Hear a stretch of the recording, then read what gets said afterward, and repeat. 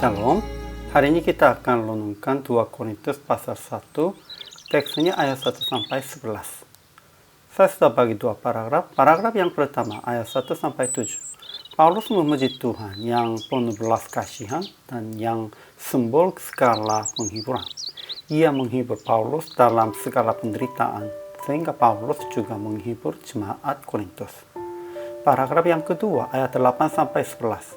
Paulus telah putus asa akan hidupnya, tetapi Tuhan telah menyelamatkannya.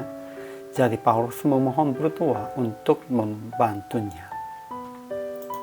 Kesimpulannya, setelah mengirim surat Korintus ke pertama, surat Korintus kedua ini dituliskan di Makedonia. Paulus ditolak dan menderitakan di Efesus dan bertemu beberapa kesulitan. Namun dia mengaku tentang Allah sebagai Bapa yang penuh belas kasihan dan Allah sumber segala penghiburan. Ia menghibur Paulus dalam segala penderitaan, sehingga Paulus sanggup menghibur jemaat Korintus. Sekalipun kita mendapat bagian berlimpah-limpah dalam kesengsaraan Kristus, kita menerima penghiburan berlimpah-limpah oleh Kristus. Jadi Paulus berkata, kami menderita, hal itu menjadi penghiburan dan keselamatan kamu. Paulus telah putus asa akan hidupnya dan telah dijatuhi hukuman mati. Tetapi dia percaya bahwa Tuhan telah dan akan menyelamatkan kita, dan ia akan menyelamatkan kita lagi. Kemudian dia memohon berdoa dengan kata, kamu juga turut membantu mendoakan kami. Ajaran tentang Allah. Pertama, Allah sebagai Bapa yang penuh belas kasihan dan Allah sumber segala penghiburan. Kedua, ia telah menyelamatkan Paulus dan segala orang percaya, dan ia akan menyelamatkan kita lagi. Ajaran tentang manusianya. Pertama, Paulus mengaku tentang Allah sebagai Bapa yang penuh belas kasihan dan Allah sumber segala penghiburan. Ia menghibur Paulus dalam segala penderitaan, sehingga Paulus sanggup menghibur jemaat Korintus.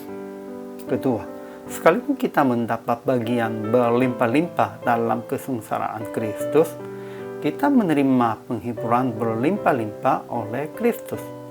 Jadi Paulus berkata, kami menderita, hal itu menjadi penghiburan dan keselamatan kamu. Ketiga, Paulus telah putus asa akan hidupnya dan telah dijatuhi hukuman mati. Tetapi dia percaya bahwa Tuhan telah dan akan menyelamatkan kita, dan ia akan menyelamatkan kita lagi. Keempat, Paulus memohon berdoa dengan kata, kamu juga turut membantu mendoakan kami. Jadi aplikasinya, pertama, jangan putus asa sekalipun di dalam keadaan akan mati, dan percaya Tuhan akan menyelamatkan kita yang ia mengasihi. Ya, janganlah putus asa sekalipun dalam kesulitan apapun, karena kekuatan Tuhannya lebih atas dan lebih kuat daripada kekuatan apapun di dunia ini. Kedua, jadilah penghibur bagi jemaat dan sesama, sama seperti Tuhan menjadi penghibur bagi Anda. Ya, Tuhan tetap menghibur kita.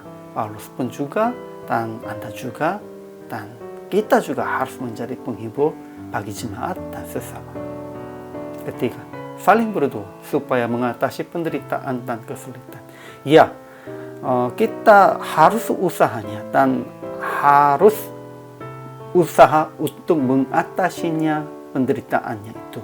Namun juga harus mendukung doa untuk dalam penderitaan.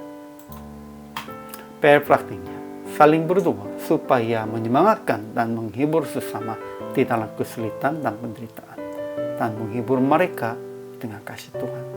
Karena Tuhan juga menghibur kita, dan juga Tuhan sudah melihatkan kasih-Nya yang besar itu.